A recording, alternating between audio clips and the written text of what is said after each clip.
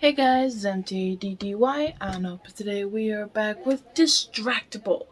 I think if I read the title of today's episode, it's Bob's baby. We're gonna talk about James, yay!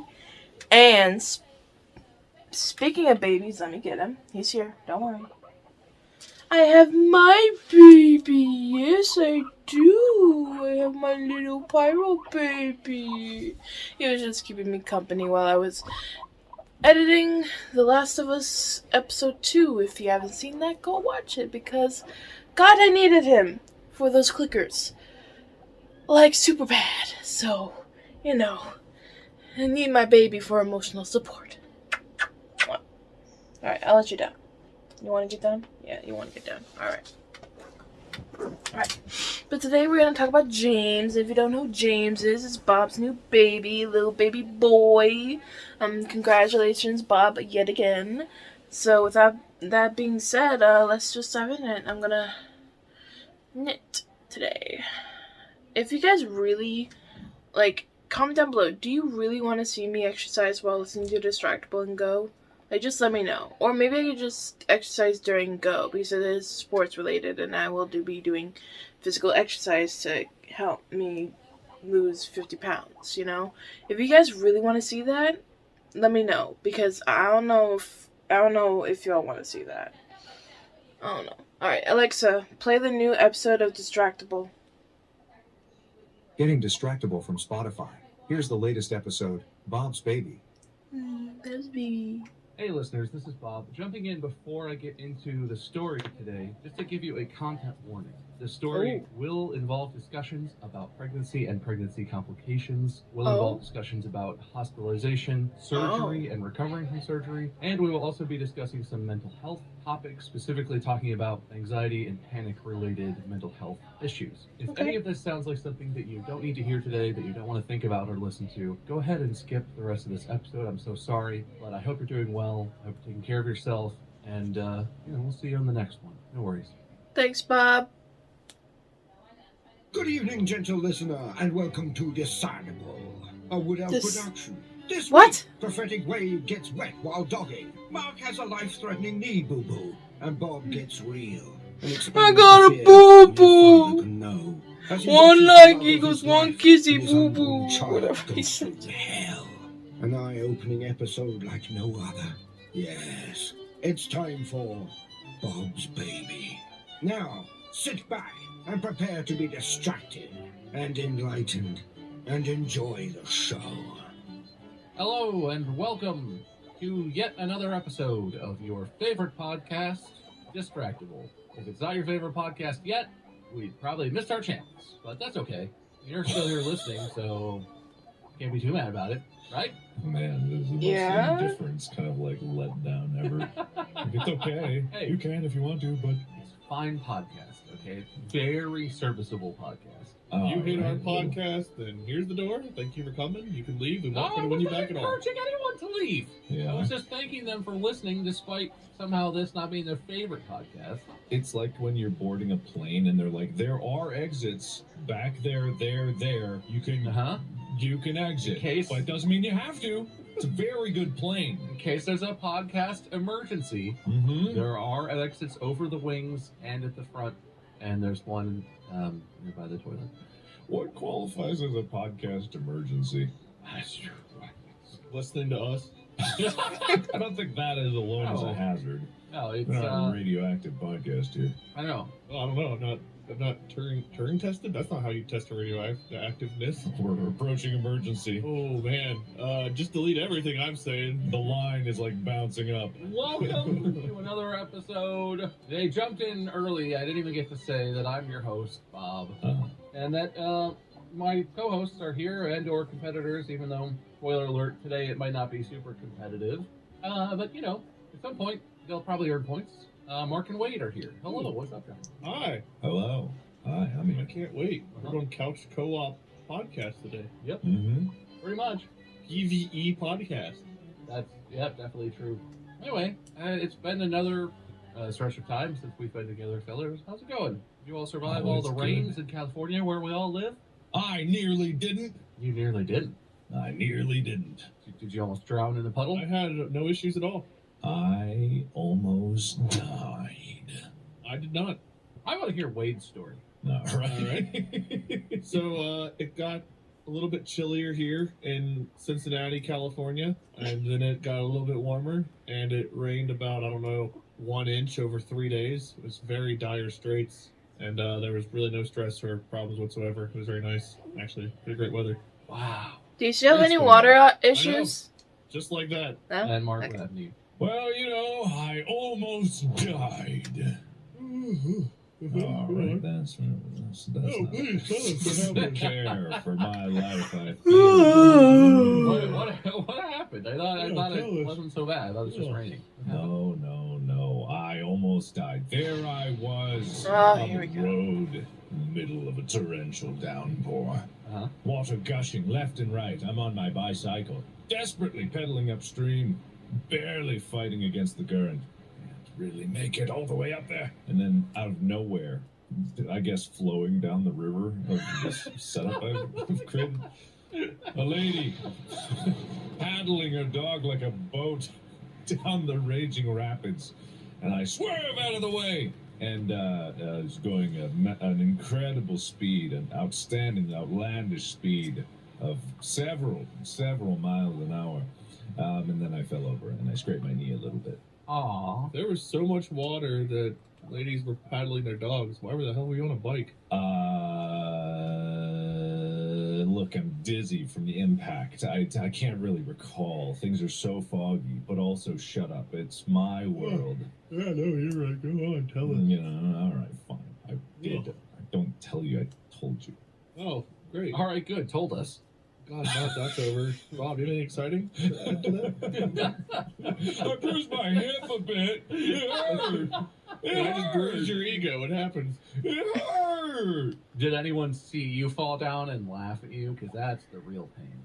It was actually quite nice because the lady, I was embarrassed because I just fell over. But this one car, pulled up, and I swear, this guy leaned out the window with the most worried expression. Like, if you looked up a definition, picture of someone worried, he looked like I was bleeding out. And it was so worried that I thought I was horribly mangled, and I didn't realize it. Because he stops his car, screeches. He's in the other lane. He's like, "Skrrr!" And he rolls down the window. He's like, "Are you all right?"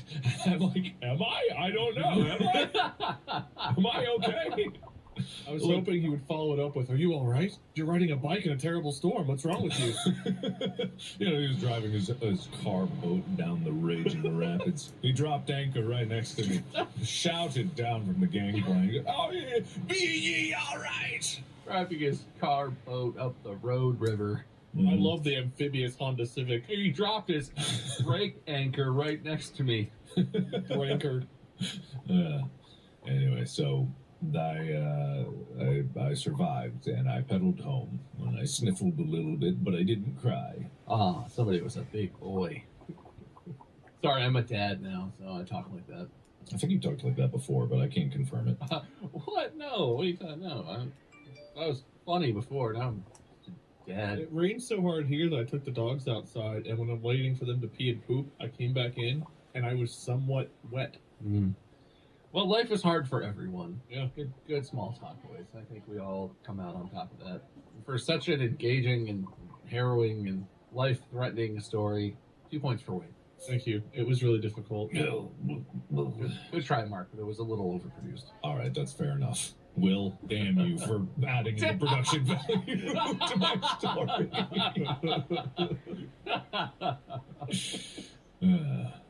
Well, anyway, those will be the last laugh. Wow, I almost just bit my tongue. Ever? The last laughs in today's episode. There should be some funny parts. Point out the exits. Point out the exits just in The case. exits are imagine I'm doing the weird hand-arm thing where they hold their arms too close together and then indicate with their finger.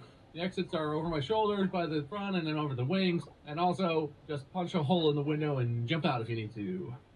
Do we need to remain seated? Yes, that's a terrible metaphor, guys. It's dead. Your plane crashed. It's dead. We're now. Oh, that's a much better metaphor. Okay, great. No one survived except for us. Now let's do this podcast. It's too late to escape. There's no exits on this. You're just here now. Today, I've asked special permission. Instead of hosting some sort of competition where I keep a kind of score and arbitrarily pick a winner at the end, I'm going to tell a story. And this is not going to be like the fridge story where I was so unbelievably angry that everything was funny, even if it was something that wasn't that funny. This is the story of how my son James was born, and about all the special things that happen or can happen when a woman is pregnant and about to give birth, and actually doing the giving birth part that nobody tells you about. I was prepared by television and pop culture to do a lot of waiting at the hospital, to just sort of stand around and hold Mandy's hand, and for it to be a whole thing where she basically did it and I just sort of watched and brought her ice chips and held her hand and was like, "You can do it. Remember, you're breathing." And spoiler alert, that's not really how it went. What? I don't know how common our experience, Mandy's experience is compared to the rest of the world, but it's a little bit of a twisty story, I will say. I'm assuming this is obviously the sequel to Bob's Fridge, as we all know. So everyone get your popcorn, prepare for hilarity, and lots of bumbling delivery men. What's this one called? Bob's Life? Bob's Wife? Bob's Baby. BB? Bob Baby? I know. I think you need more letters than that. I don't know. It's the story of James. His name is James, by the way. All right. Good name. Yeah. Strong name. Family name. Family name. Family name? Oh. I do want to start this. A lot of people may know this. I want to start this by saying that Mandy was really sick for her entire pregnancy, which was not a thing that either of us knew could happen. I think I talked to you guys about this a lot, but you know how morning sickness is like a thing, right? That they show in movie and TVs. Mandy essentially had morning sickness starting around the second-ish month of being pregnant, except she had it all day, every day, and for the entire pregnancy. Terrible. She was effectively like bedridden, and some days it would not be so bad. There was a medicine that they gave her that helped with the nausea, but sometimes it didn't do anything. And like she literally could not stand up, even sit upright. Food was not an option. There was a stretch where she basically subsisted on water if she could drink it, and then like Powerade because that was the only thing that she could keep down. So bad start. Yeah. Not how I thought pregnancy was going to be. Yeah, thanks, James. Yeah, well, it was his fault. He's a real jerk. If you're listening to this years in the future, James. I'm sure he will. This will last the test of time. Can I ask a quick question before we continue, though? Uh-huh. The name James, is it from whenever we played that game with Sean and we were reading the notes and we always ended with James? James! No. Don't think. What are you even talking about? It's that one where you're all getting books to put in the circles, and then you burn the books in the circles, and there were notes. Oh, yeah. The Western thing with the guy with the gun, and we read the notes. It's like, sincerely, James. I would name my child after that for certainly. What a powerful memory for you, both of you. Yeah, I was thinking like between that and also it's my dad's middle name. Oh. Two birds, one stone. Yeah. Interesting. So your dad's from the West. Yeah, that's implied by Sure, Wade. Sure. You know what? Sure. Strongly implied. He's from the West. Yeah, the West. The West, sure. He is probably though. Look, so the pregnancy was rough, and there were some other twists and turns, but finally Mandy got to the end, and it started kind of weird. I sort of thought, when you get to the end of a pregnancy, you start to have the baby, your water breaks, whatever. Dramatic drive to the hospital, boom. It got to the end, and because of Mandy's situation, they didn't want to let her just wait. They wanted to get the baby out, but they didn't schedule a day.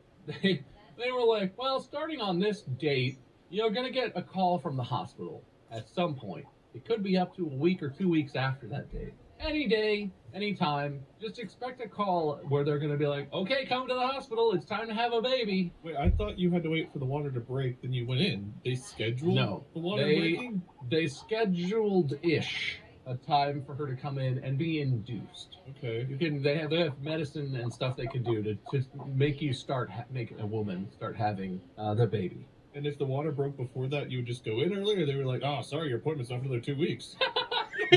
Show up and they're like, no, you know the time. Can you just hold it for a while? Thanks. Can you just hold that back in there? Can you hold a baby in? A bottle of Dasani. Just put some of that in there, top it up, and come back in a week. Your shower had one of those standard plugs that keeps the water from draining. Just put that in there. Keep the baby in. We'll see you in a couple weeks. Mm-hmm. Probably. Oh, well, luckily we didn't have to experience that, but I don't know. It was weird. It was scheduled, but there wasn't a date.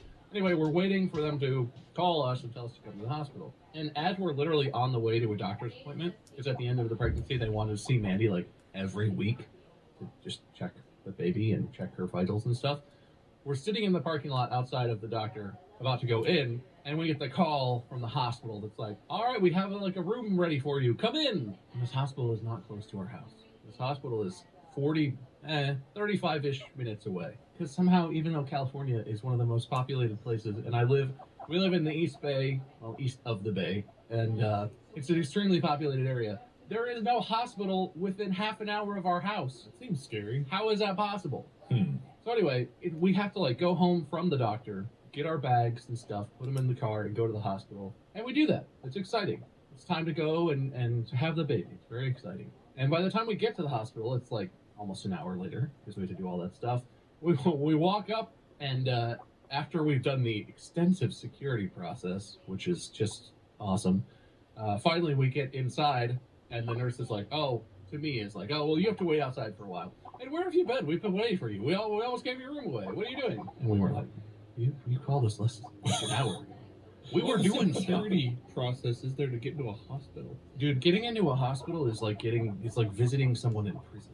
Whoa. Really? There is nowhere in the hospital that you can go where you're not like buzzed through a door with a badge with your picture on it that says why you're there and all this stuff. It has a date on it, and they Depending on where you It's go. not Yeah. like Where'd you armed go? guards everywhere. It's just it's like security people, but it's like that. It's crazy. I imagine it's even worse for like a maternity ward, just because of the nature of what's going on in there and the kind of people that are crazy. Babies are very dangerous. They must protect everyone from the babies escaping. Because of the babies!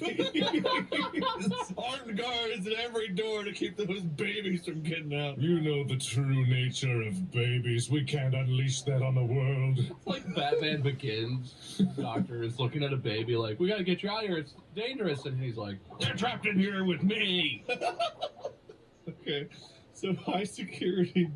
I didn't know high security hospitals were a thing. I learned something today. I didn't either. And it was like, it wasn't awful, but it was a lot, right? Because and there are COVID limits on visitors and stuff also. So like both of our parents were in town to see the baby. So they wanted to meet him as soon as possible. Only 2 people could visit at a time, which means that I couldn't be in there with both of either of our parents. So I had to like tag people out at the security door and be like, I'm leaving this room and they're going into this room. So there's not too many people in it. And the security person would like call and then call someone else. And then after a while be like, all right, you 2 can go in. You don't go in there. You get out of here. It's like a whole thing. It was a weirdly unpleasant part of it that wasn't a big deal, but was kind of annoying. But anyway, we That's finally get to the strange. hospital. And we're like, this is cool. They show us they put Mandy in a room, and eventually they bring me back and show us the room. There's like a big bed for Mandy, and a little bed for the baby, and a dad couch for me, and it's cool. Like, this is not so bad. I was expecting that I would have to just like sleep on the floor, or I don't know. It's a nice room, and theoretically, if everything goes correctly, Mandy would go through labor, give birth in that room, then they'd put the baby over in the little baby bed, and that would be great. And at some point, once he's born and everything's cool, they would move us over to the like recovery room where you just hang out with your baby for a day or 2 after you give birth to make sure everyone's healthy, and then you go home. So we were like, this room is sweet. It's big, it's spacious, we have our own thermostat, it's not bad. The couch even turned into a bed. So we were optimistic. Unfortunately, this room is also the beginning of the chapter I've decided to call the bad part. Uh-oh. So we're The settling bad into this. part, is that the name on the plaque above the door? It's just like in red lettering with dripping red blood. The bad part. In my mind palace, this part of the story lives in an elevator where when the doors open, blood rushes in. Oh God. Oh, Yeah. you're eating food. This is your time to put down that sandwich. I got that Shining. Calm down. Just Shining reference. They're all driving. They're not eating sandwiches at the same time. I'm That's knitting. dangerous. You're all driving. No. Yeah, they're all driving just to see what happens. I'm knitting. Sorry to sidetrack. There was someone that actually posted a picture of their car, and it was just like, yeah, I actually got in an accident listening to this podcast because it's so hilarious. The risks. Please don't do that. Such a great podcast. Only good things happen. Wait, I don't think it was a choice. Don't do the that. podcast forced its way onto their radio while they were driving. They heard a joke and they were like, I'm going to choose to crash. That was the part. They didn't tell me where the emergency exit was. Ha ha ha! Take that, bridge. Do not drive. Do not operate machinery, sharp. In fact, don't operate anything of any kind. Yeah, Don't eat. Don't drink. Don't even listen while you're listening. Our podcast is equivalent to powerful muscle relaxants, so just like beware. Well, until you know how it affects you, at least. Yeah, so we're settling into this room, and it's super great, and we're really excited for it, and that is the bad part. So Mandy's body tends to react pretty strongly to medications. Just meaning, like, you know, if there's painkiller, it will hit her really hard. It will make her extra sleepy or whatever. She'll feel it. But also, her body tends to like getting all the little side effects that you know drugs frequently have listed with them, but not a lot of people might get. So we know this about Mandy. It's just sort of how her physiology works or whatever. And so to start inducing her to have the baby, because she's not naturally starting to have contractions and stuff yet, they give her this medicine that is supposed to start the process of having the baby. It just tells your body to like start doing all the stuff it's supposed to do to get the baby out of there. And she starts having contractions, which is great. And they're setting her all up. And the contractions start to be like a lot. Not painful, actually. She wasn't in too much pain, but they were like almost constant eventually. It kept happening, and they're not really supposed to do that. They're supposed to, like, you know, be some minutes in between. Maybe 5-10 minutes, maybe longer. Sometimes they might be, you know, a couple minutes apart. But at this point, they're not, as far as I know, they're not really supposed to be that close together. She was having back-to-back contractions. And it wasn't too bad because, like I said, it wasn't too painful. You could just kind of tell it's contracting. But what can happen when you have contractions too frequently is it can lead to the baby inside of the mom having D-cells, which is short for heart rate decelerations, which is not good. Sounds bad. Baby's heart rate's supposed to be like between like 130 to 160, which is super fast, but it's supposed to be really fast, right?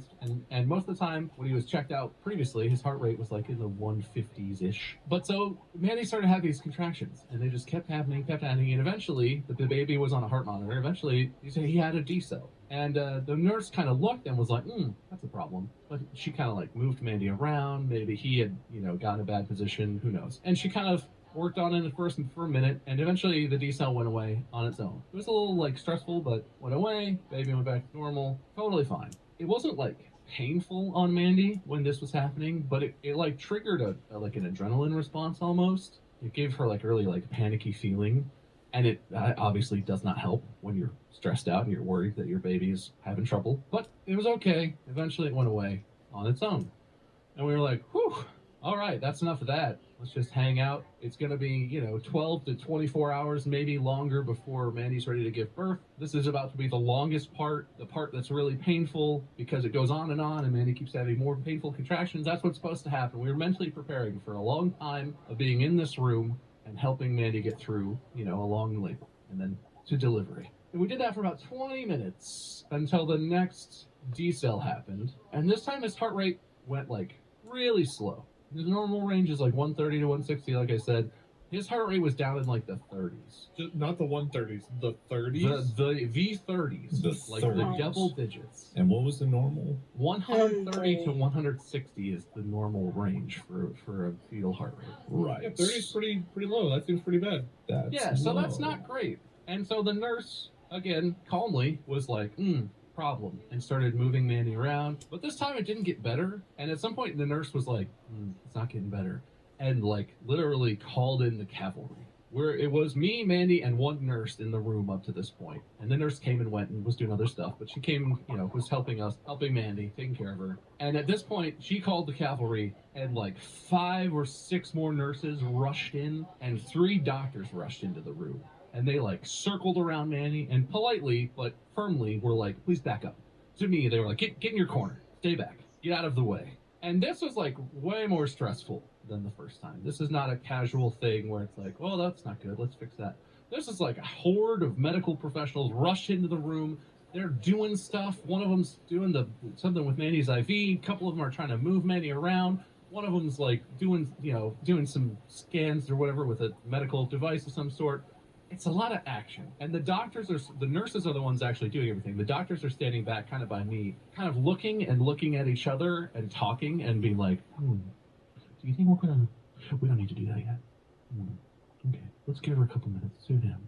You know, like low talking in a way where I'm standing there not really hearing what they're saying, but kind of watching and being like, what the fuck are you doing? What's happening? Yeah. Is this okay? And so that's awful. There were some moments where Mandy and I met eyes and we're kind of both like, what is happening? Holy shit. Until the rest of what happened. That was probably one of the scarier moments of my life right there. Because we're like, is Mandy okay? Is the baby okay? No one's really saying a lot because they're all really busy doing their job, which I have to say, all the nurses and doctors did an excellent job. They are like fantastic. They were amazing.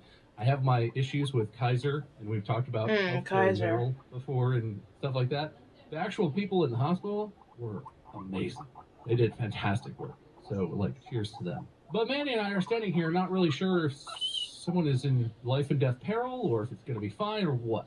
That happened for like 10, it felt like an hour, but I think it happened for like 10 or 15 minutes. Eventually, they got the heart rate back up for the baby, and everyone kind of took a breath, and the doctors were like, okay, and just left the room, and the nurses slowly made their way out. And at this point, their basic theory was, we don't know why that's happening. It's probably fine. It shouldn't happen again. He seems fine. That's a good theory.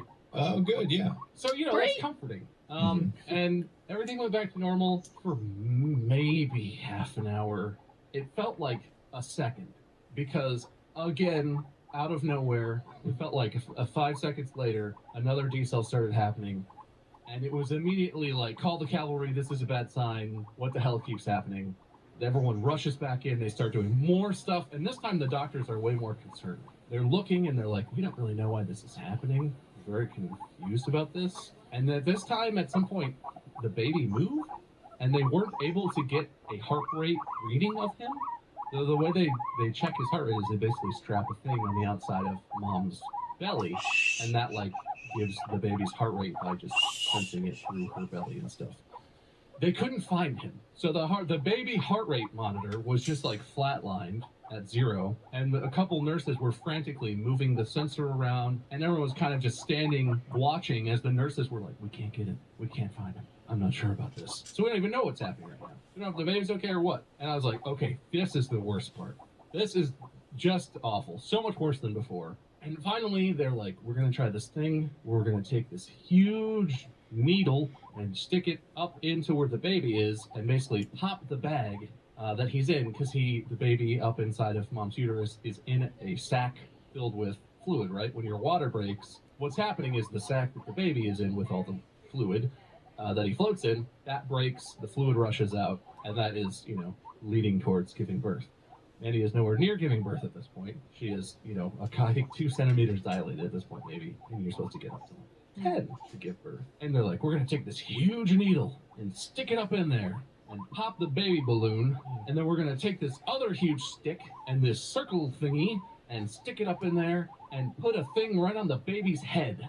Without being able to see anything, by the way. They just did it by feel, because you can't see up inside the mom. That's not how anatomy works.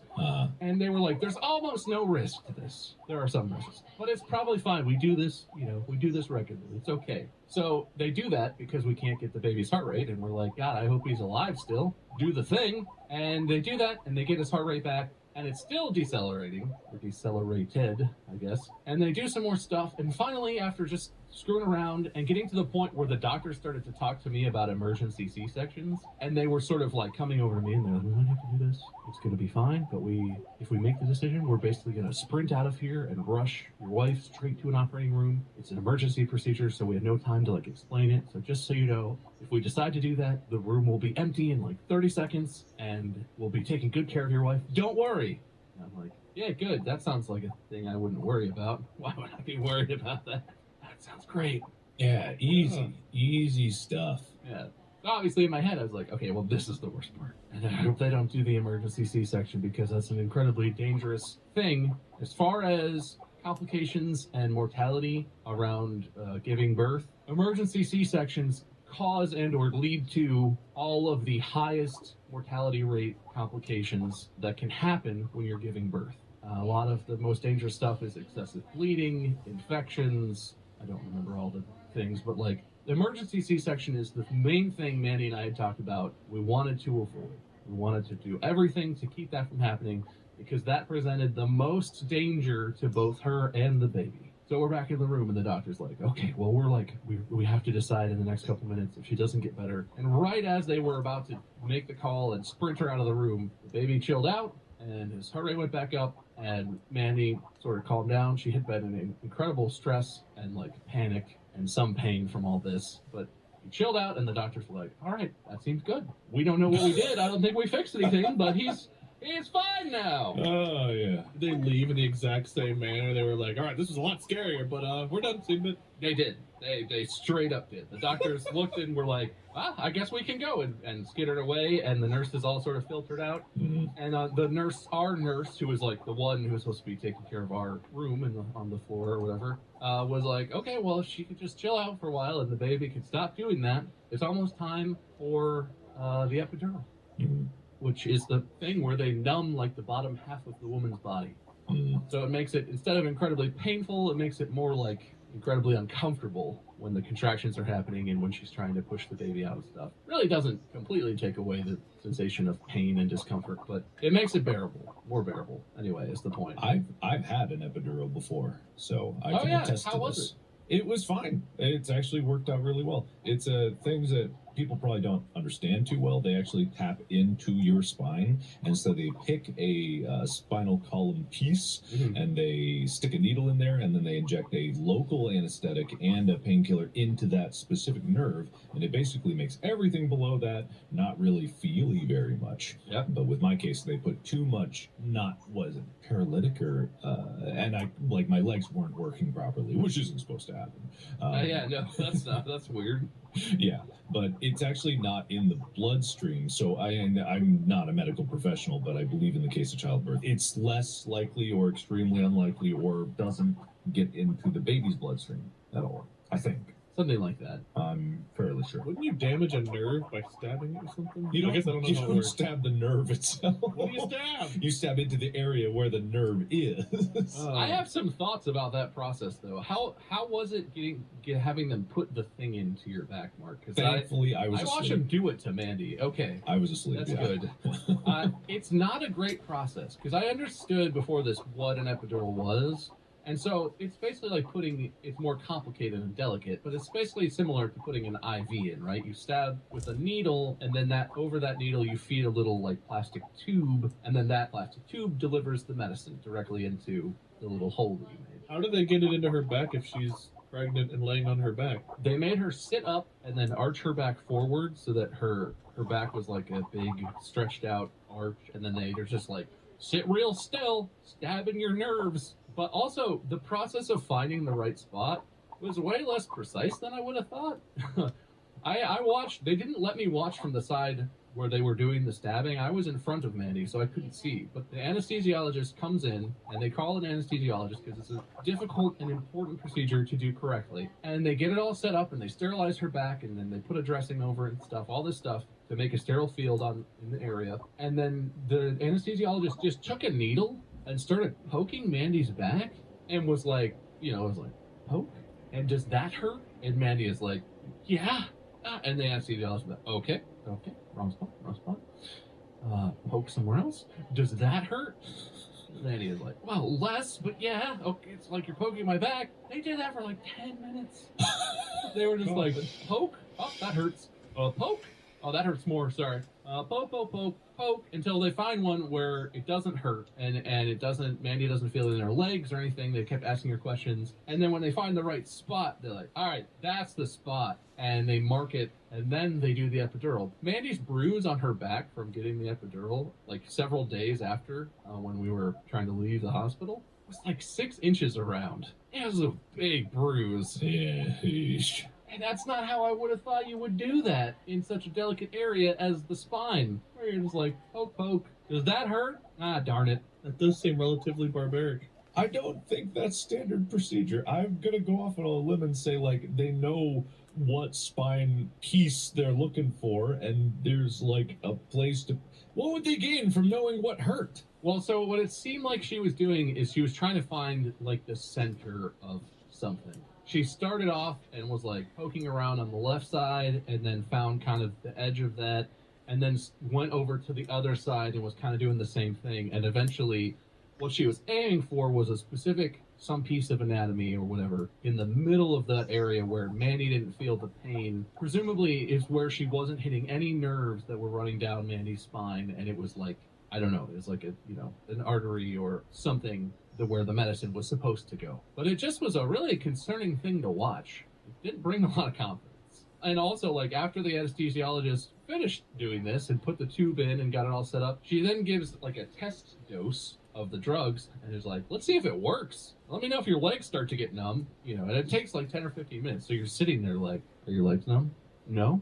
Okay, just keep waiting. God, I hope it's in the right hole or whatever. But I get why they don't. I mean, aside from it being sterile and I couldn't go where the sterile field was, I get why they don't want the dads to watch. It didn't seem like a great process. I feel like they could refine that one a little bit. Yeah, that doesn't seem like how I would have expected it. I thought they would just like have some super bed, just got like a hole underneath, pre-planned for applying the epidural. And it's like, okay, just lay down, stay comfortable. We're just gonna unscrew this little spot. We're gonna stab in the epidural, and you're good to go. Not lean forward, pretend you're trying to touch your toes while also there's a baby in the way. Now we're gonna hammer your back for 10 minutes. Oh, this might be it. Here, let's get another 15 minutes while I just wait and see. If we're not numbing your legs, something will be numb. I hope it's not something important. Look, man, people think that medicine is a lot more elegant than it is. It's really pretty barbaric, some of the things you have to do, because doctors don't have green Healy goop in the back, They kind of just like stop the red life goop from getting out of your body and hope your body knows what it needs to do to make that not happen anymore. That's kind of like the entirety of medicine. Well, in the hope that the chemicals they slurry in there are all mixed together real good and don't do any crazy stuff. Yeah. I like to think there's a cauldron in the back, and they just add ingredients, stir it up, and they put it in a needle. Like, yeah, this is what they need. Hopefully, we didn't have Eye of Newt, but hopefully, Eye of Salamander works instead. Dude, that's literally it. Except they have more technical names for it. The injection of Theseus. Ius Salamanderus. They thought you would have figured it out a few hundred years ago, but when they discovered blood types, before that, it was real weird. Yeah, sometimes people just got bad blood. You put blood in and it gets not blood. That's weird. Is that what that Taylor Swift song is about? I didn't realize that was about medicine. Yes, it's actually a historical song, going back in time. I thought that song was about robbing banks. You do a blood injection and the person gets worse and you're like, now we got bad blood. Damn it.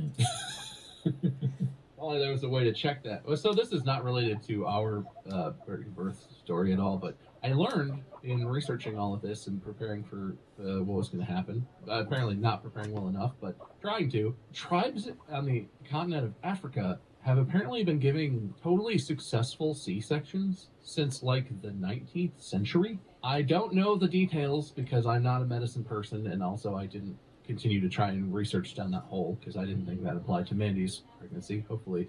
But apparently, the white guy who discovered C-sections, Mr. Caesarean or whatever his name is, went to Africa and saw them do it and was like, "Holy shit! You just cut that lady open and took the baby out, and she's fine. We don't even know how to do that with our fancy Western medicine." I don't know the details, but I thought it was fascinating. Literally hundreds of years ago, tribes were doing, midwives in tribes in Africa were capable of doing a C-section, surgically removing a baby, and both the mother and the baby would survive and recover and be just fine, which is wild. I wonder if they applied the epidural the same way.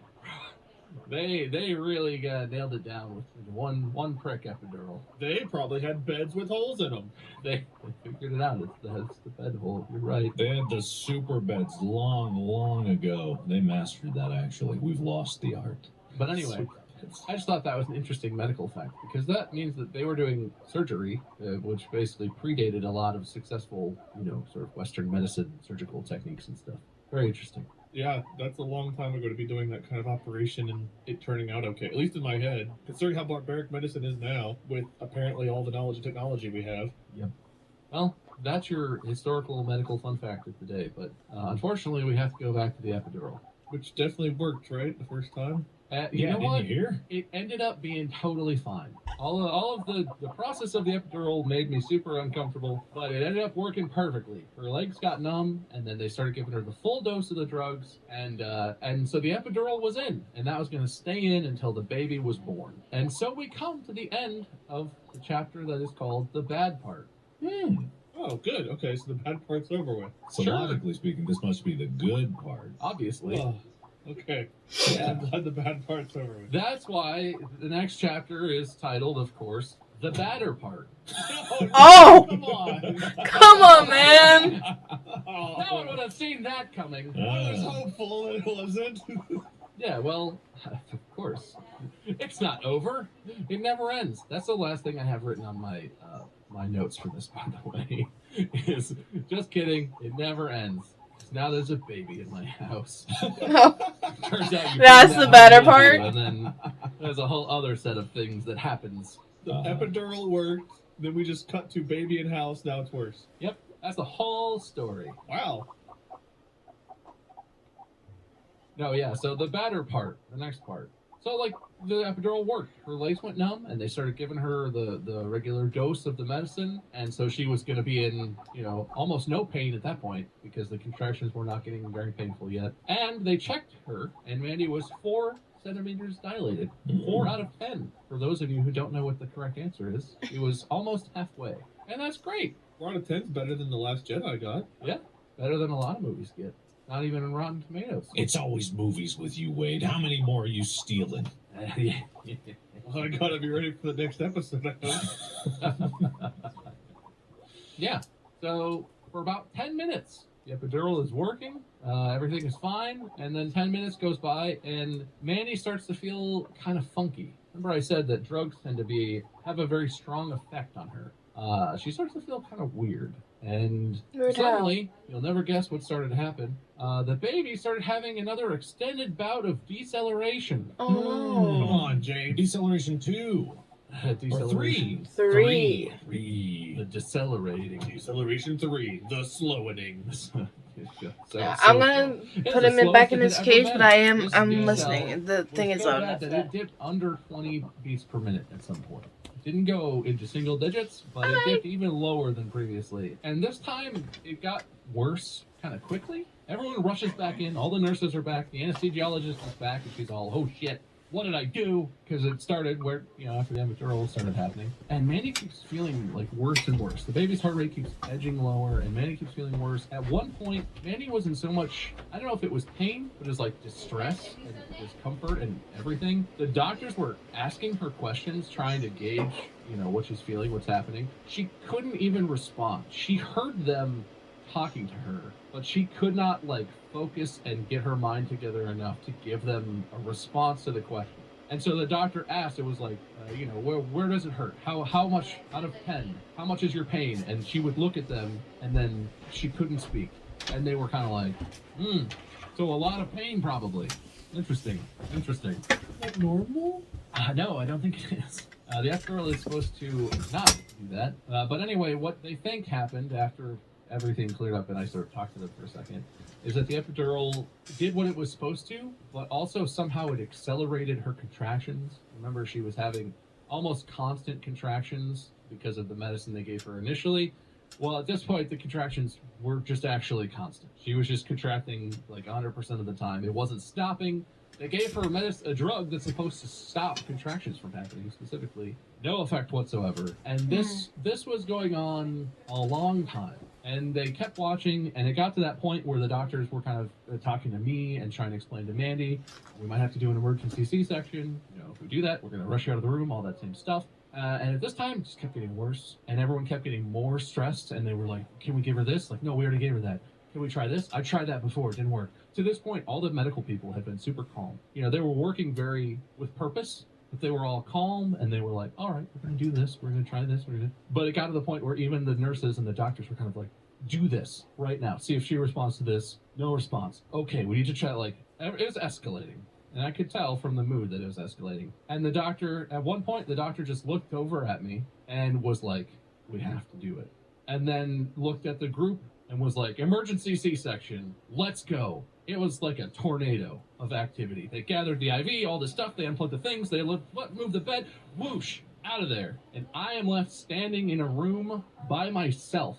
Well, they just rushed my wife and baby out of the room to an operating room to start an emergency surgery. And I just stood there for a second, kind of shocked, right? Yeah. I'm shocked. That was so fast. Yeah, from the doctor saying the words to me alone, completely in a silent room, maybe 20 seconds. Everything just pull the plug, get the thing, roll the bed, get out of here. We're gone. We're moving. It's crazy. I can't believe Mandy and the baby put you through this. It turns out someone's at fault, and we'll get to that. Oh, I can't wait till that chapter. Oh, interesting. It's not me, right? It's not you. It's not you, Wade. I'd be amazed if somehow it was you. Do you have a friend named Wade? Because this is all his fault. I do, actually. I knew it. Points for Wade for predicting the future. Yeah, Is it his but fault? Also, It's his But fault. you lose those points for it being your own fault. I need to get legal counsel for this. Yeah, actually, you should have received service at this point. If someone knocks at your door asking for Mr. Barnes, definitely answer it and confirm who you are, who they're looking for, before you do anything else. Okay, I'm going to trust you on that. But yeah, so I'm left alone in the room, and at that point, I wasn't really sure what was going to happen. Because normally the father can be there if they want to be for like the birth of a baby, right? If it's a natural birth, I'm holding Mandy's hand, very stereotypical. Even if it's a C-section, I'm allowed to be in there. They put up a drape or whatever, and I'm allowed to sit by Mandy, the top half of Mandy, and hold her hand while they do the thing. Because they don't make you go unconscious. Mandy is totally conscious during the C-section in this story, which must feel pretty freaking weird. But yeah, I didn't really know what was going on. And then at some point, after they were all gone, a nurse just came and brought me some scrubs and was like, put these on, and then we're going to put you in like a place to wait. And if there's time, they'll bring you into the operating room, maybe. Oh. And so I did that, and she walked me over to this room, which was the recovery room, where they were going to bring everyone after a successful surgery, hopefully. And I was put in there alone. And I swear to God, it felt like an hour. Normally, that sounds like a stressful situation, probably, and maybe a very upsetting situation. Telling the story, that's like how I feel. I still feel pretty upset about this. At the time, it escalated from me being worried, upset, anything like that, to like rage.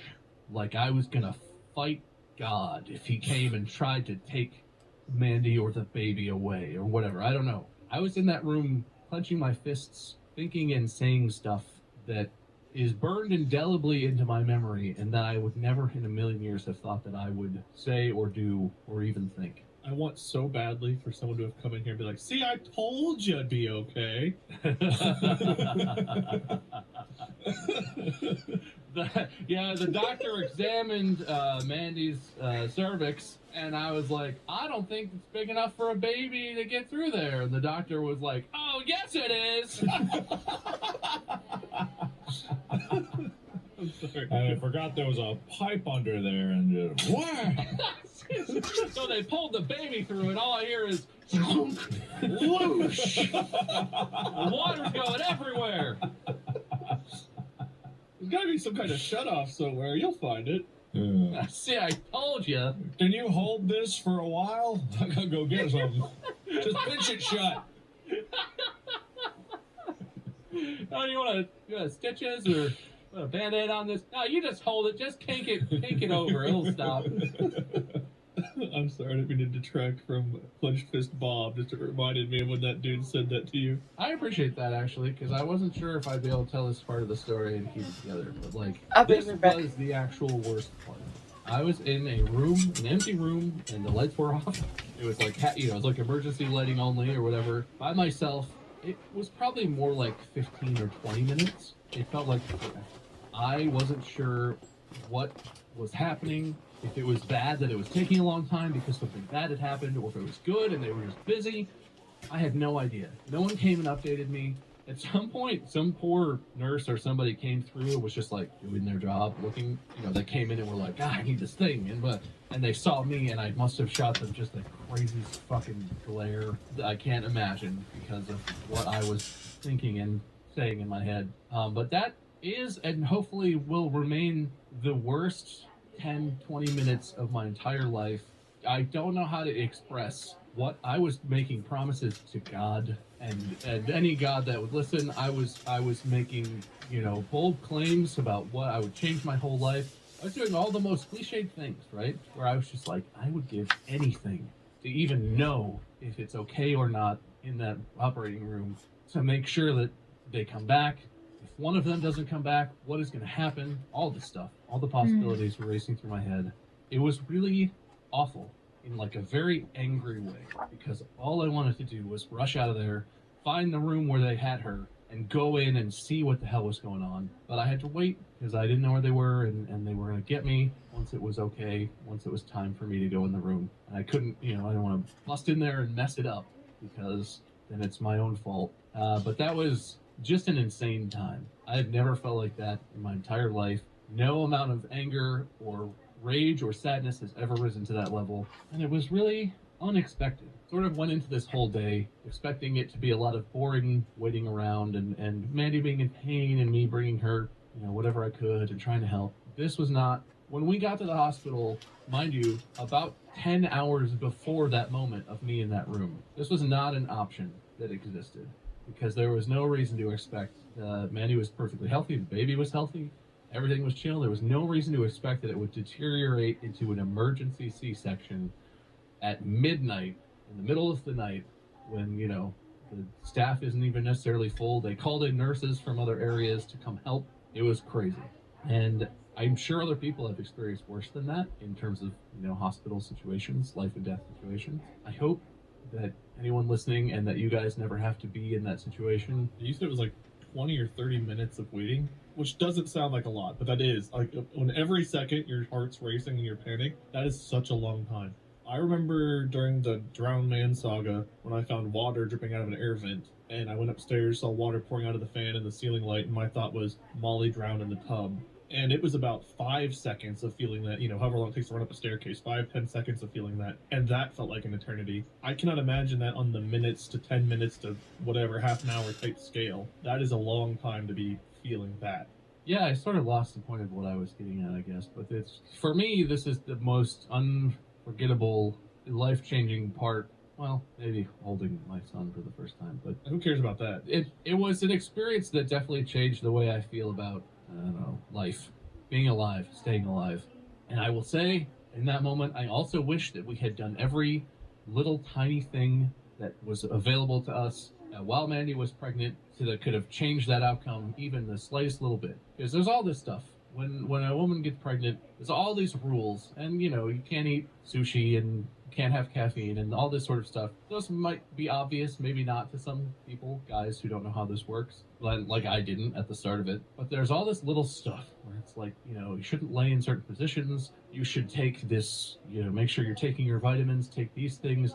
There's all these hundreds of things you can do at any moment. And it got to a point where it wasn't just like I was like, that's stupid. It got to a point where Mandy was like, I don't have energy for this. Like, we want to be the best parents possible, and she did everything she could. Like, it's not like she was ignoring, obvious and helpful things. But it got to a point where how much will this help versus I'm exhausted because I'm pregnant. And I was just like, man, I wish we had done everything we possibly could. I didn't realize this could be this crazy. Because I always sort of imagined emergency C-sections were like, you're in a car accident, or something crazy happens, and it precipitates, something where the mother's in danger, the baby's in danger, and they're like, we got to get him out. Now, this baby needs to come out.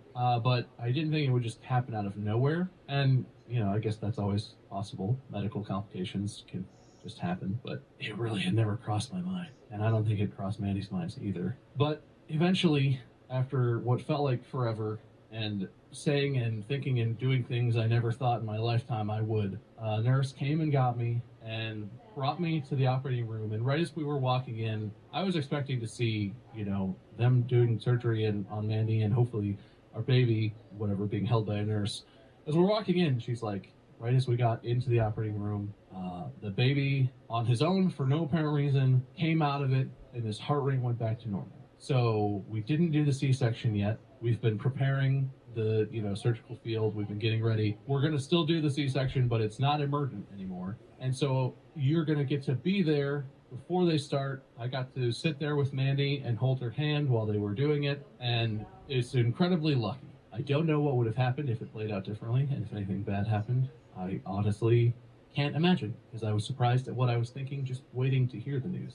But it turned out fine, which was really jarring and shocking because I was, expecting any of the worst things I could imagine to be what would really happen there. I walked in, Mandy was on the table. They had given her a bunch of drugs, obviously, so that she didn't feel the surgery, but she was still conscious, and I sat down and said hi, and it was all right.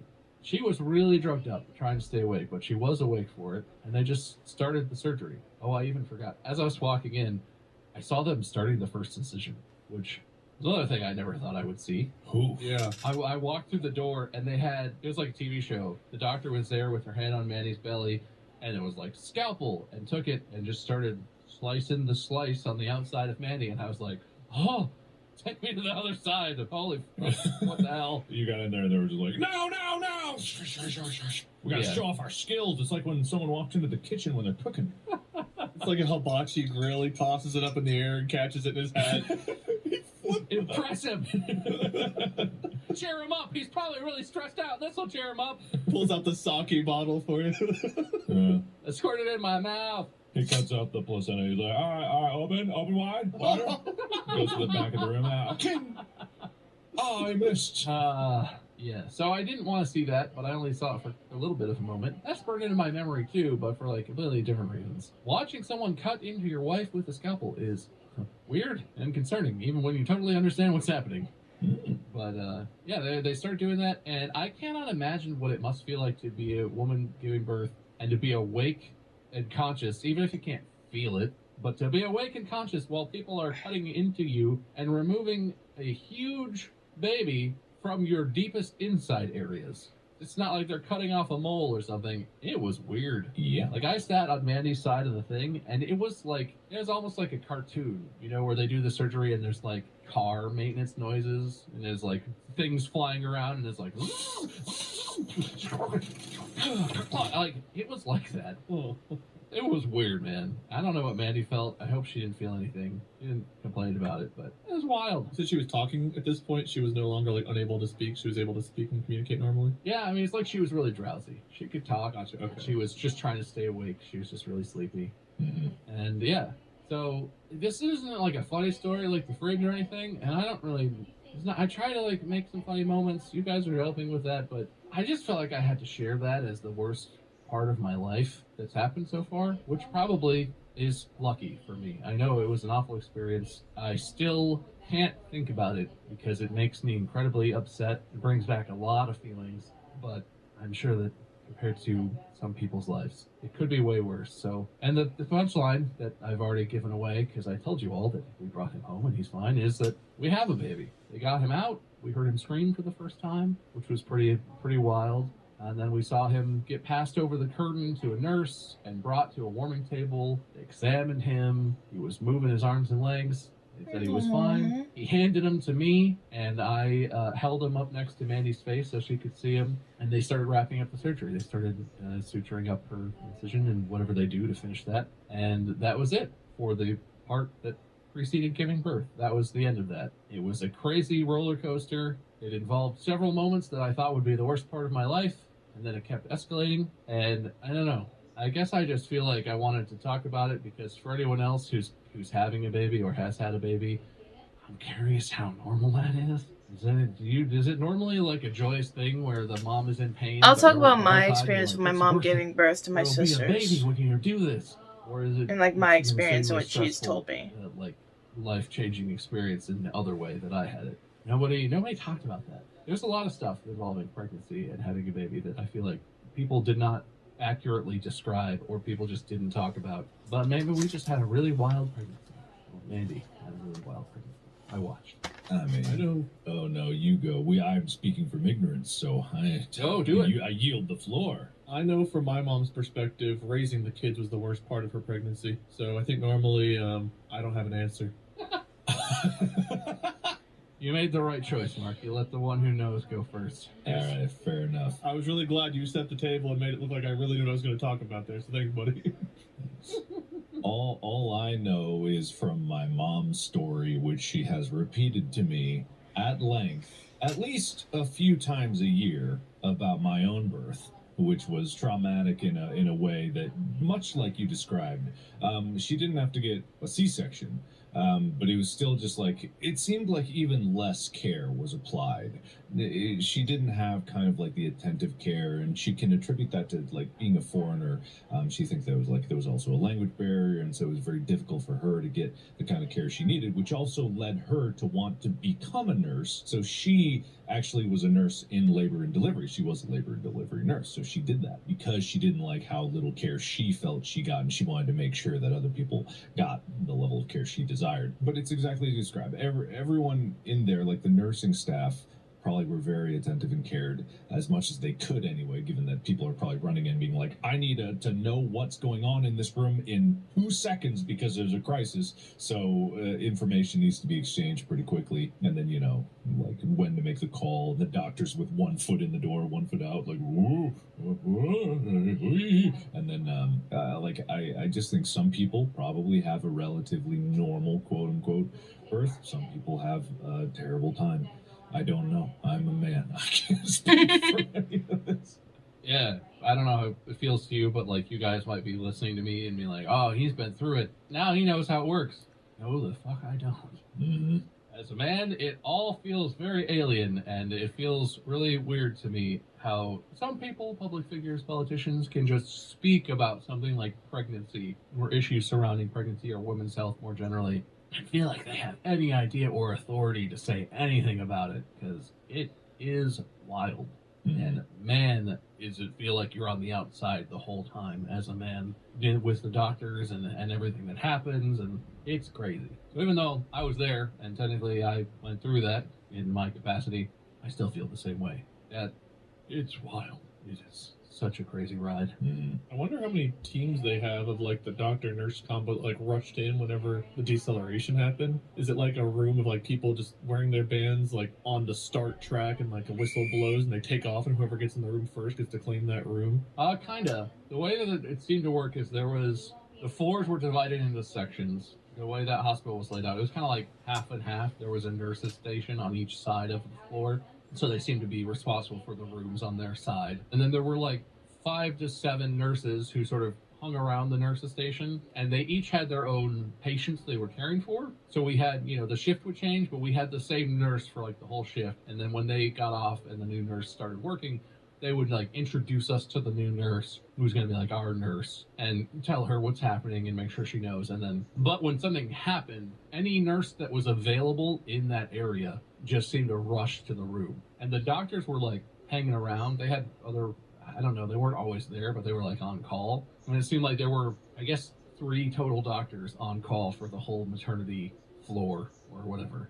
And they all showed up every time it started to happen. So they called in like anyone who was available who worked in this area, basically. But yeah, I guess it was pretty serious. I don't know if they always do that for anything that happens, but the deceleration stuff was, they didn't fuck around. Even when it was before they called the cavalry, the first nurse was kind of like waiting for the right moment to call. She just had to do her first couple things to try and fix it on her own. Yeah, so then we had a baby. And if you think that ended the traumatic stuff, boy, did it not. The real worst part. No, well, so for me, the worst part was definitely in the room. But then after you have the baby, they take you, they brought Mandy into recovery, and she was okay. She was awake, not in a lot of pain, even though she had a huge, incision in her belly and then in her muscles and her uterus and whatever. She was okay. And then they sent us over to the other wing, which is like the recovery wing, where you hang out with your new baby in a room, and they watch everybody and make sure the baby's healthy and that mom's recovering and everything's good. This wing had a bunch of rooms, and a lot of them had doors open. And they all looked like pretty normal rooms. Nothing crazy. A little smaller than the other ones, but they looked like hospital rooms. They took us over here, and they were sort of rolling Mandy's bed, and I was rolling the bassinet with the baby in it, very carefully.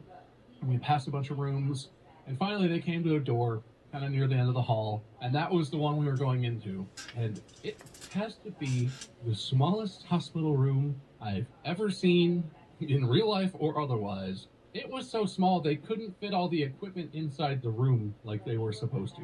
I don't know why any of the other empty rooms that all looked perfectly fine weren't available, but I swear to God they put us in a closet instead of a hospital room. and nothing bad happened. I just don't understand why they had such a small room. The problem was they couldn't fit the heart rate monitor for Mandy in the room and the IV machine so they could give Mandy fluids. Or if you did have those both in there, then you couldn't open the door to the bathroom very wide. But, you know, it was weird. They could have given a sitting room on the whole floor. There was a lot of empty rooms. Maybe I insulted someone. I don't know. But this point started what was probably the worst part for Mandy. And I didn't experience this, so this is, you know, I was there and I was trying to help and I was taking care of the baby as much as I could and stuff. But this is really Mandy's story. And this is like a big thing, another big thing that neither of us really understood the seriousness of it. But so Mandy physically was okay. We got into the recovery room. Her incision was all right. Her pain was okay. She was doing okay. There were some side effects and stuff, and they were treating them. And physically, like, but from the C-section recovery, in terms of that, she was doing fine, doing all right. Trying, you know, got up and started walking eventually. And the thing that was not okay was that they kept trying to give her pain medicine and all these other, well, not a lot, but a couple other medicines to help treat her side effects, her pain, whatever. And the combination of the medicine that they were trying to treat her with, including and especially, I think, the painkillers, with her hormones and what her body was doing chemically inside of itself, created such a crazy storm of what I think is fair to say is like postpartum panic disorder. I don't know if that's the official term, I think it is. But she could not sleep. And she had random bouts of just extreme, like, fight or flight adrenaline responses. And it kept making her blood pressure spike, which was concerning to the doctors. You know, so they'd come and look and they would come and take her measurement and it'd be super high. Blood pressure off the chart, not a good sign. And then they'd be there and the doctor would talk to her for 10 minutes, whatever. And by the end, her blood pressure would be totally back to normal. It was a purely physically triggered, like, emotional panic attack from the mix of hormones and painkillers and everything that she had been receiving and that they were pumping into her. And it was to the point where one time she had a really bad spike in her blood pressure. She was feeling like she was going to have a heart attack. She was feeling terrible. And she looked at me and was like, I'm going to die. Jesus. I just want to tell you that I love you. Take care of our son. I'm dying right now. Good God. And it was not, I mean, sure, she was emotional. This is a crazy time. But this was not like an emotional thing, like she was having negative thoughts and got into some kind of cycle. It was a physically triggered panic attack that made her sincerely feel like she was going to die. She still, even now, has said that, like, she doesn't think that was unreasonable. That she remembers how it felt. And that it felt completely out of her control, and that it felt like she sincerely thought she was actively dying, that she was about to just kick it. And this was another thing that we had heard about. We hear about postpartum depression and postpartum anxiety. This is a common thing that happens to people, women who give birth. But the extent to which this was causing her physical symptoms. Her blood pressure going so high could have caused a stroke or an aneurysm or whatever. It could have caused serious medical complications purely from this hormonal, like, physical body chemistry response that she was having. And she wanted me, this is very personal and very vulnerable, and she wanted me to talk about this because she was completely unprepared for how it felt and that was a possibility either. Mandy has dealt with anxiety in her life. Grad school was very stressful. She's had a lot of stress, and she can be a stressy person. She's a perfectionist, and she stresses about things. She thought she had, experienced anxiety and had coping tools. You can learn how to manage anxiety, how to try and distract yourself, bring yourself out of it before you spiral down and it gets worse and worse. She thought she knew what that was. But according to her account of all of this was a whole other thing entirely. If this is what a real serious full-on panic attack is like, it's unlike any emotional anxiety she's ever dealt with. I mean, she just told me, I was like, do you want me to talk about that? I can leave that out. And she was like, I think you should talk about it, both so that, you can tell the story and everything that happened. It was horrible for her, but it was also stressful for me. Having your wife, your significant other, whatever, look you in the eye and sincerely say, I am dying, I love you, goodbye, without, any doubt or jokingness or even, the drama of just, they're being overly dramatic about whatever. that was a surreal experience. And yeah, so she was like, and also because I want people to know this is possible. That when women talk about postpartum depression or postpartum anxiety or panic, it can be serious shit. It can be such a strong emotional experience that it causes real physical symptoms to come into, to cause things that could give you a heart attack or a stroke or whatever. It was a serious threat to her life, and it felt like there was nothing we could do about it because it was so overwhelming and it was so real. No matter how, I don't think there was any reason she was dying except that her blood pressure was going up because she was feeling so panicked. But it was real, even though it was purely from her own body and her own brain chemistry manifesting in her experience. It was crazy shit. So that postpartum stuff, that is way more serious than I ever thought it could be. I'll say that's the last terrible thing that happened. Finally, but like that was an experience that neither of us expected even remotely. I did not think that was possible. Yeah, that is, and it's good to talk about because I think so many people don't talk about it because they think it's either weird or unrelated. But man, I can't imagine, and I'll never experience it. So it's one of those things where all I can do is listen. Yeah, I can't either. That's such a difficult thing to imagine going through. And I'm never gonna have Everyone's okay, children and it turned out all right. and produce them myself. I'm gonna have a sperm or not a sperm, a surrogate to do it for me. So that would destroy me. Jesus. Yeah, the sequence in the hospital, that was a summary of kind of what happened, but that happened over the course of 4 days following her C-section, where she had a big bed, I had a chair to sleep in, but neither of us could get any sleep. She couldn't sleep because of the panic. Stuff just kept happening, kept coming in waves, and then I was trying to take care of the baby, and it was like, I couldn't sleep, she couldn't sleep. And then at some point, our parents would come in during the day and I would go take a nap so that I could at least get some sleep and be there overnight to make sure that Mandy's okay and the baby's okay.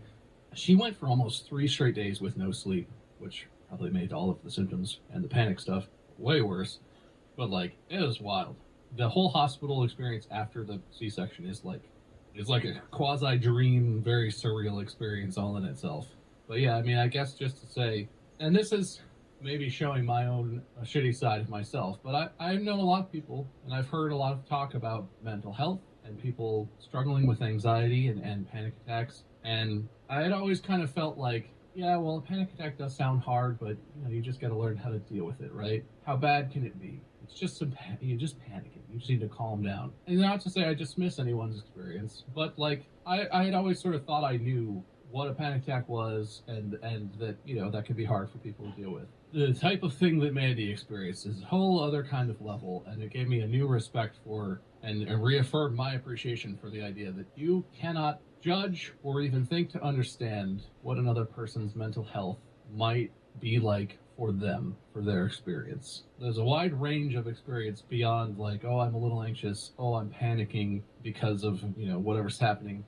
There's a lot of physical stuff to it, body chemistry, brain chemistry, whatever. It's a lot that you can never know about another person's experience. And for pregnant women and or postpartum women, there's a list of all kinds of stuff that can happen. But for anyone, if you have the right body circumstances, whatever needs to happen in your brain or body, for anyone to assume they know how you feel or what it feels like for you when you're having a mental health crisis is a bold assumption. I will never again look at someone who's dealing with mental health issues and think, I know what they're dealing with. It's not that bad.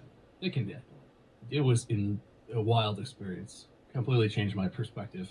And I thought I was a pretty understanding person before that, but like, you just can't know what's happening inside another person's head. And I'm sure a lot of our listeners already knew that or already had that appreciation, but this was an experience for me that it dramatically opened my eyes to how wide the range of experience is for different people in different situations.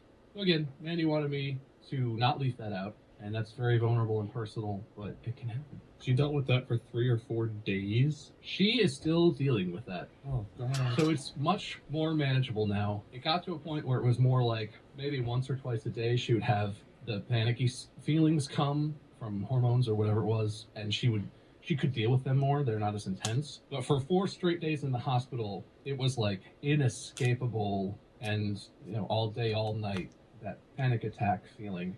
And for a couple weeks after we got home, she continued to have it where once a day, maybe not, maybe once, twice a day, she would have that same thing where it was a full-on attack. She would be afraid. You know, she woke up and I had taken the baby to the other room to like just to hold him or feed him or whatever. She would be afraid he was dead, that he was gone. She would wake up in a full panic, have no idea what's happening. And it's better now. It's been over a month now since he was born. Just over a month, but it's better than it was. But she still has the same panicky feelings that just come on. They're just less intense as her hormones and stuff are changing. I guess they're not doing the same thing they were. But it's been a long postpartum experience for Mandy, and it's been very rough. Damn. Sounds like the entire ordeal has been really hard on her, like from start to finish. Yeah, we're about almost 9 months, maybe more like 8 months now, 8.5. It's been pretty rough. Not able to eat food, extremely nauseous, throwing up every day, multiple times a day, all day, not being able to drink enough water to stay hydrated, and then all the stuff that happened around the birth. None of that is how I thought getting pregnant and having a baby would be for her or for me. Not to play the victim, because I'm fine. So I mostly was an observer, but It's wild. So when's the next coming? Well, they say she'll be healed up enough in like 3 or 4 months to do it again, and I think we should jump right back into it. I mean, I don't see why not. All the kids, that's what I say. 8 kids, You 12 want kids. baker's dozen, right? I want to need 2 cars to go out to dinner. Gotta get the oldest one to drive the youngest ones. Yeah, that's the way. Mm-hmm. some people have such a smooth pregnancy that they like miss being. I know people that miss being pregnant. They enjoyed being pregnant so much. You can't imagine that. That sounds so Yes, like yeah. unbelievably like not possible after listening to your story. Yeah, I well, don't even want to see a baby for the next month just after hearing your story, Yeah. much less. I don't even know if there is such a thing as an easy pregnancy. I think like even saying that is probably a misnomer. They handle it well, but still. yeah, it's a hard and traumatic experience for any woman who has a baby, no matter how smoothly it goes. But I had no idea it could be so bad. Yeah. There's a miraculously large number of ways that the woman can be made to suffer, all thanks to the baby and or just being pregnant and what her own body does to try and adjust to the pregnancy and get ready for a baby. It's a real unfair experience, speaking as the father. I feel like I watched Mandy suffer for about 9 months, and then I watched Mandy really suffer for about 8 hours, and then I watched Mandy be rushed away and worried if she was going to live or not for a little bit. Then I watched her deal with the aftermath of all that while she was also feeding a baby every 3 hours from her own body. And, I was just there. I was fine. I didn't feel sick or nothing. I mean, it was traumatic for me, but and as much as that's the worst moment of my life, and especially in that room waiting to find out what was happening in the operating room, it feels unfair from my perspective to even complain about that. Given that was all happening to Mandy, that she was the one who might have died, she was the one who grew the baby that might be in peril, that might have died, and all of that. How could anything be so bad for me that I have any right to complain? No. compared to her Mandy's body experience, did you know? this to you. Yeah, well, She put you through this. Yeah, you lost sleep. Don't forget you about know that. whose fault this is. Hmm? Yours for getting her pregnant? Well, hey, True. No, that's not. That's too far Oh, back. Sorry. Okay. No, so it turns out that all of the pre-birth stuff was actually the baby's fault. Oh, yeah, we Oh, forgot it's the well. baby's fault. Yeah, so it's his own fault, you stupid baby. Apparently what had happened was he got really excited or something when we went to the hospital. It's totally fine before that, but at some point in the hospital, he did a bunch of spinning around for whatever reason. Yippee! Wahoo! He tied his own umbilical cord around his neck. Oh, So God. that's why every time there was a contraction and he got squeezed, the cord around his neck also got squeezed, and he was a little bit suffocated. Oh. Whatever, it was bad.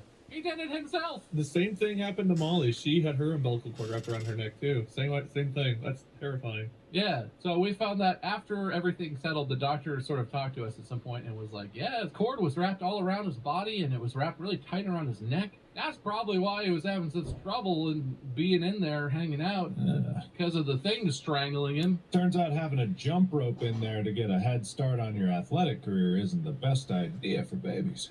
Yeah, not worth it. You should start them off with a balance ball. Can't hurt yourself with a balance ball. That's what I say. Mm-hmm. You're You're right. replace the umbilical cord with one of those like no kink hoses instead. You're right.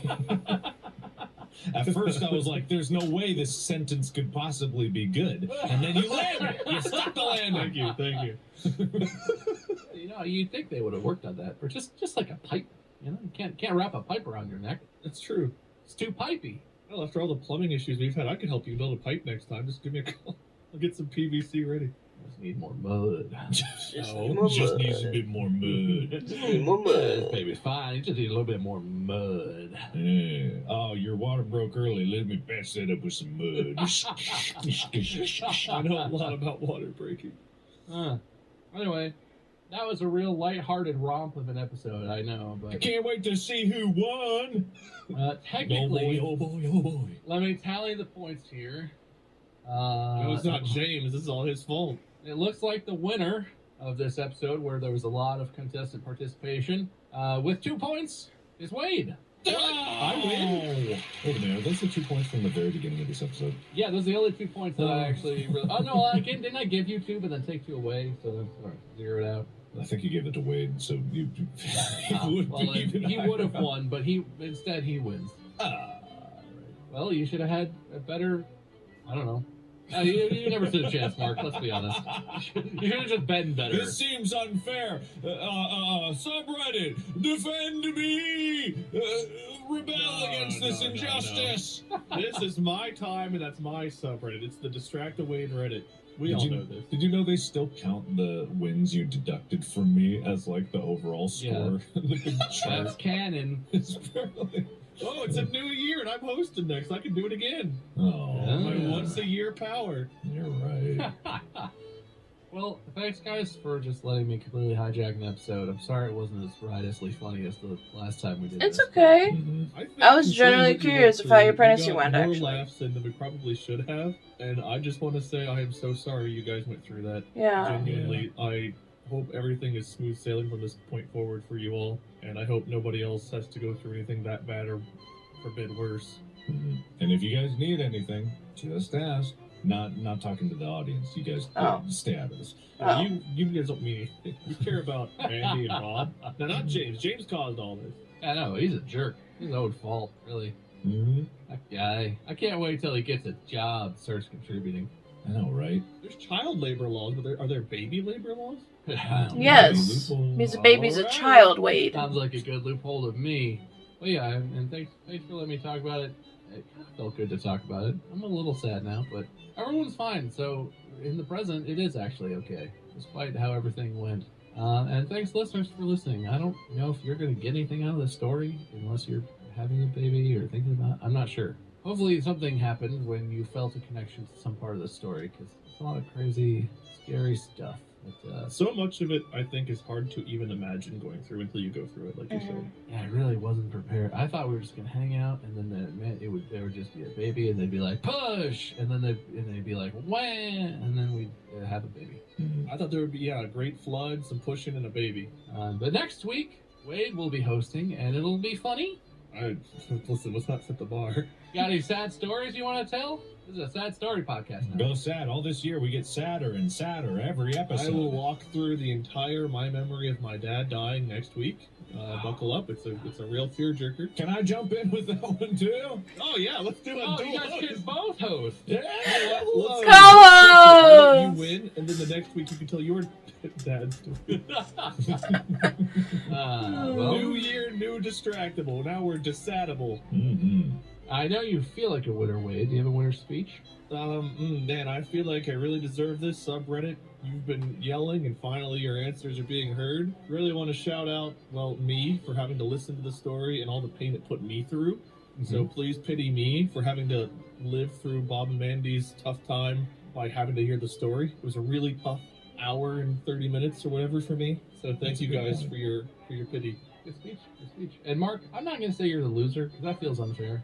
Oh, thanks. But do you have a non-winner speech? Do you have a participant speech? Just for everyone out there, know that like all of this is experiences that everyone goes through, or not everyone goes through, but a lot of people go through, and they bear it with dignity and grace. But also sometimes they just don't talk about it. So feel free to speak up.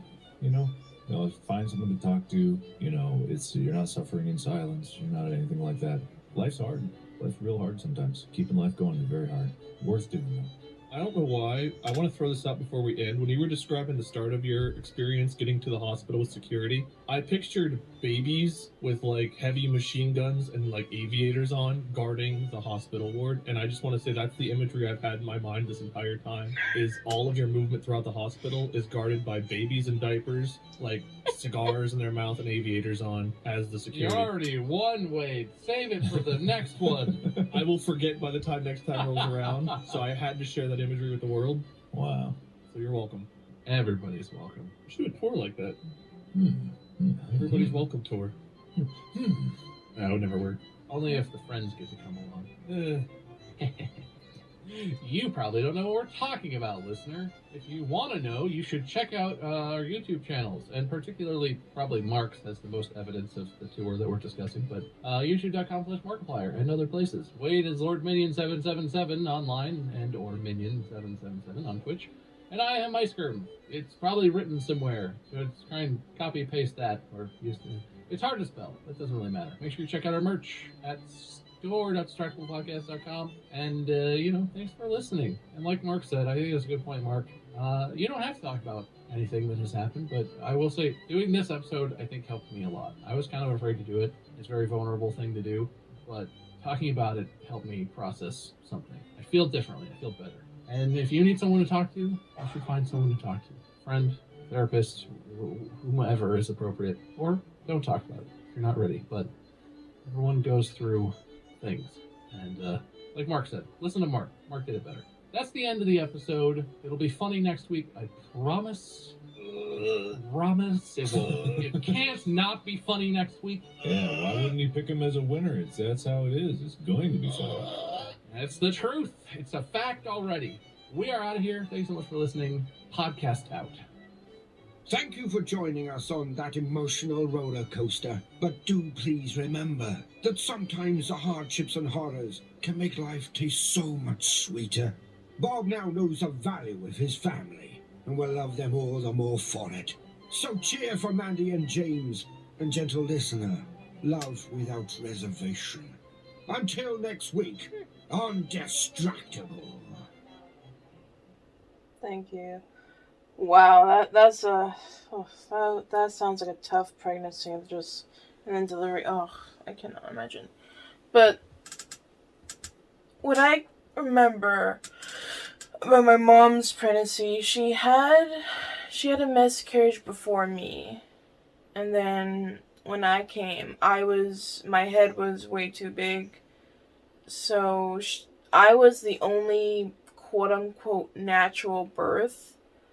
Everyone else was C-sectioned. I can speak. But what my mom said about me is, like, I had a lot of hair and my head was big, and I don't know if I tore something in her uterus for her to not be able to push out any more children, like, physically. But I don't know if I did that, or the doctors did that, or someone did that. I don't know whose blame it is. I think it's the doctors. I'm not sure. I gotta go back to her on this. But, yeah, and then when Nora was born, I was waiting this is what I can remember. Y'all, I'm going back in my memory for this. I remember sitting outside the waiting room because I was like, what? 7? I was like 7-ish when Nora was born. And I think I was outside with Papa. I don't know if it was Papa, Pumpkin, or Uncle Joe. I don't know if any of them were there. But I definitely know, I think Grandma Rita was there with Grandpa Jim. I think. Can't remember. But all I remember is like waiting in the waiting room to like meet Nora, and then like I think like 3 hours went by, or 3 to 2 hours, because I think it was during the summertime, so I was literally at home with mom and dad. I guess they were getting ready because they were like grabbing stuff and putting it in the bag, so I guess that was the baby bag. And then I think we were all, I don't know if it was like a surprise or it was planned for the scene section. I'm not really sure. Like I said, I have to go back to the source material with mom and see what it is, but I think mom's C-section went well. They had instead of sewing it, they stapled her stomach. So I don't know, doctors out there, is that normal to staple the stomach and then sew? Or I can't remember. I remember her saying that they stapled her stomach together when Nora was out. And then it was easier for Carmen to get out because there was an incision already there. They just had to reopen it and I guess staple it back again.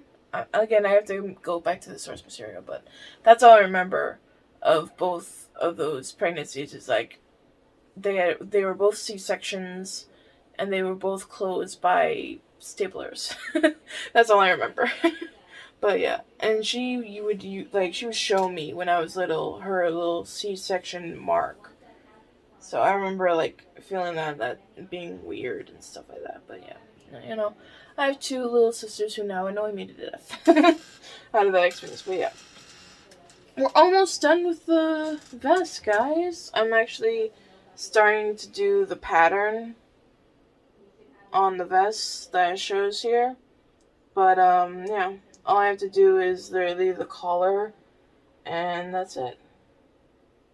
But yeah, I hope you guys enjoyed. I don't know if you would, but enjoy someone else's torture. But like, God, I feel so bad for Mandy and Bob. Ugh.